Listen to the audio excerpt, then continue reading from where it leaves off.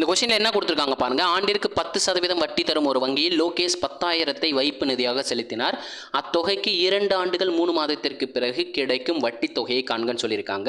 So rate of இன்ட்ரெஸ்ட்டுங்கிறது ஆண்டிற்குன்னு கொடுத்துருக்காங்க. ஆனால் நமக்கு என் வந்து இயர் வித் மந்தில் கொடுத்துருக்காங்க. ஸோ மொத்தம் எவ்வளோ மந்த்ன்றதை பார்த்துறேன். ஒரு வருஷத்துக்கு 12 மாதம், அப்போ 2 வருஷத்துக்கு 24 மாதங்க. ஒரு 3 மாதம் அவங்களே எக்ஸ்ட்ரா கொடுத்துருக்காங்க. அப்போ மொத்த டியூரேஷன் என்னங்கிறது பார்த்தீங்கன்னா 27 மாதம். நமக்கு ரேட் ஆஃப் இன்ட்ரெஸ்ட் ஆண்டிற்குன்னு கேட்டனால இந்த 27 மந்த்தை இயருக்கு மாத்திரக்காக 12 டிவைட் பண்ணுறேன். ஓகேங்களா? 12 டிவைட் பண்ணும்போது என்ன கிடைக்கும்? இது அப்படியே கூட வச்சுக்கலாங்க. ஓகேங்களா? நெக்ஸ்ட் நம்ம ப்ரொசீட் பண்ணிடலாம். தனிவட்டி எப்படின்னு கண்டுபிடிக்கிறதுன்றத.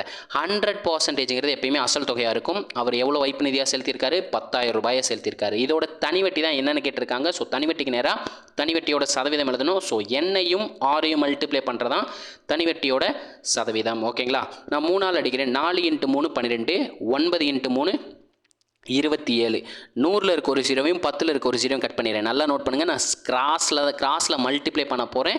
சைடில் இருக்கிறத சிம்ப்ளை பண்ண போகிறேன். ஸோ 100ல் இருக்க ஒரு ஜீரோவையும் 10,000ல் இருக்க ஒரு ஜீரோவையும் கட் பண்ணிடுறேன். பாருங்கள், நேருக்கு நேர் இருக்க தான் சிம்ப்ளை பண்ணியிருக்கேன்.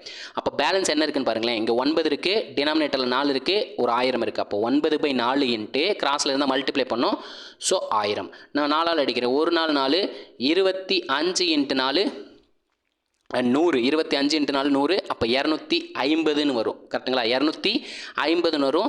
9 25ஆல் மல்டிப்ளை பண்ணும். அதாவது 4 25ங்கிறது 100ங்க, 8 25ங்கிறது 200. அப்போ 9 25ங்கிறது 225ன்னு கிடைக்கும். ஸோ ஒரே ஒரு ஜீரோ மட்டும் இருக்காப்புல, அவனை அப்படியே தூக்கி போட்டுருங்க. அப்போ இந்த கொஸ்டினுக்கான தனிவட்டிங்கிறது பார்த்தீங்கன்னா 2250 என்பதுதான் இந்த கொஸ்டினுக்கான ஆன்சர். ஓகேங்களா? நம்ம வீடியோ பிடிச்சிருந்துச்சு லைக் பண்ணுங்கள், ஷேர் பண்ணுங்கள், கமெண்ட் பண்ணுங்கள். முக்கியமாக கமெண்ட்டில் வந்து பிளாக் கலர் ஆட்டை மட்டும் தட்டி விட்டுருங்க. முக்கியமாக மேக்ஸ் வித் MMK இன்ஸ்டாகிராம் பேஜை ஃபாலோ பண்ணிக்கோங்க. மேக்ஸ் வித் MMK டெலிகிராம் பேஜில் ஜாயின் பண்ணிக்கோங்க. மேக்ஸ் வித் MMK யூடியூப் சேனலை சப்ஸ்கிரைப் பண்ணிக்கோங்க.